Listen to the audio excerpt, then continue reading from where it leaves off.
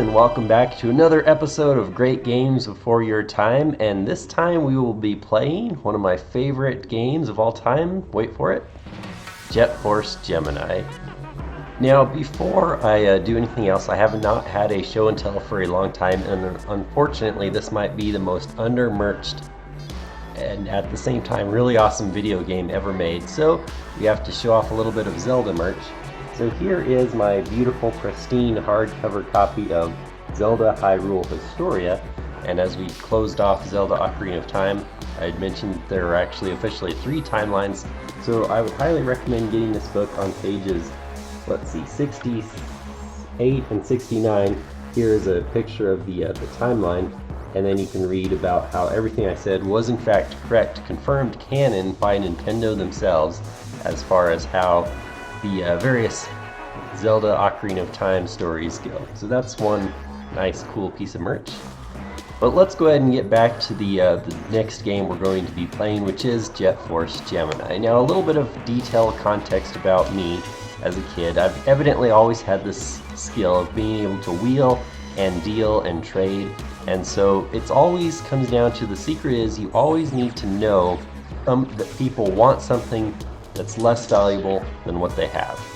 And so, like, for example, I would always have lots of pencils because most teachers expected the students to use pencils. They were not allowed to use pens on tests. And so therefore you have, OMG, suddenly all of these students, I only have a pen, and so they suddenly need a pencil, where I was right there, be like, I will trade you this pencil for your pen. And so, see, they needed that pencil more. I got their pen. What's worth more? Obviously, a maybe $1 pen is worth more than a 10-cent pencil. So in such way, I could become rich in school wheeling and dealing. However, I did wheel and deal a lot with video game merchandise and hardware as well.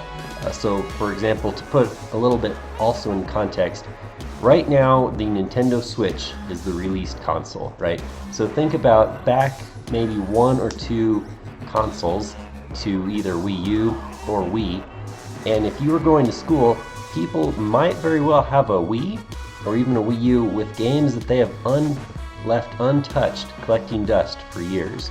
And so therefore, if someone like me comes along and says, okay, well, I'll trade you something for your Wii games, in their mind it's like, yeah, they haven't touched them for years. So in a similar way, I wheeled and dealed a lot of N64, GameCube sort of merch like that. So I have to wonder what my mom ever thought with me, every day going off to school, carrying a backpack full of controllers, games, and everything, and then coming home with a backpack full of completely different pieces of items, controllers, different games, different merch, different hardware.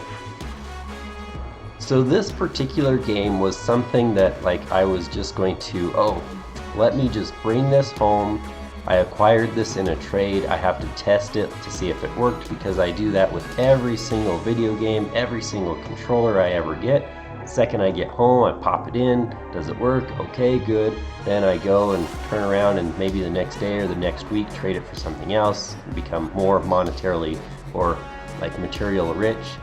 And so I came home after obtaining Jet Force Gemini, and I popped that baby in to test if it worked. And I instantly became hooked. And I mean, we can probably cut the story off there and say bam, the rest is history. But it really blew me away. How could a game honestly hook and addict me that fast? And so I realized that this game was extremely special. And not only that, this game is special in the sense that by the time I actually finished it, which is kind of a pretty lengthy, involved collectathon, just like every other Rareware game out there, I completed it completely coincidentally on June 17th.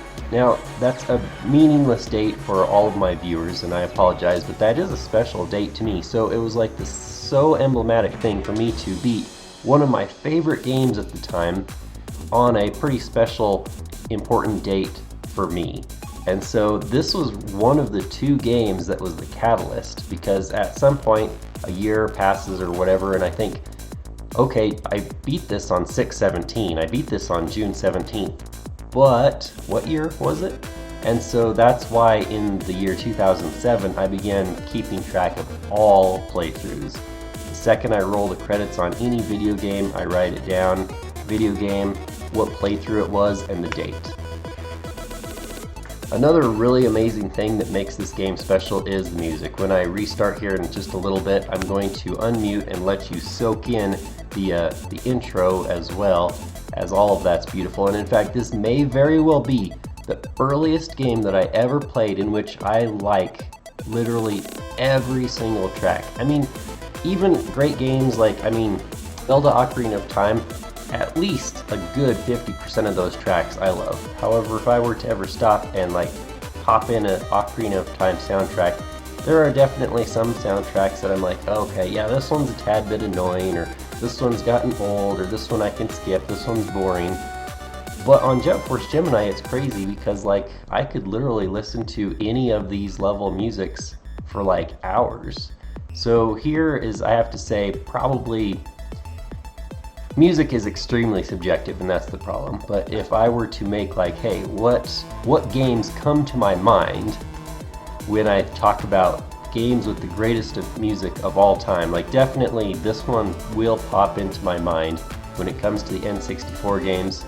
So is Perfect Dark. Like, just for example, if I have the same question with GameCube, Dreamcast, Skies of Arcadia is definitely number one that comes into my mind for that. And I highly recommend, if you have any, like if this playthrough appeals to you at all, like look up and Google the making of video, because it's very fascinating to see all of that Rareware insider information as they talk about various production pieces of this. And I think even this title screen piece of music that is currently muted, I believe was originally a Conker's Bad Fur Day musical piece.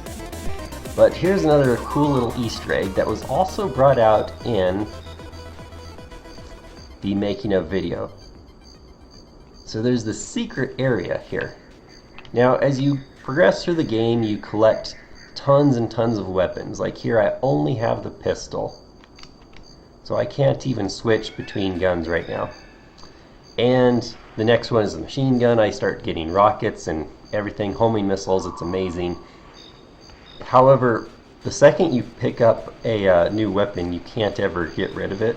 So I'm going to make sure I save here, and then I will quit without saving because I have to show this particular thing off.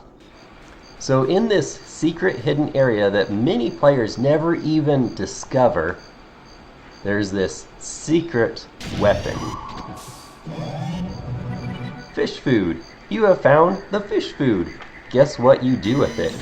And so, of course, because Rareware is vague with it, so I can do the same thing. I can aim, I have a little target reticule, and guess what? Bam! I throw fish food.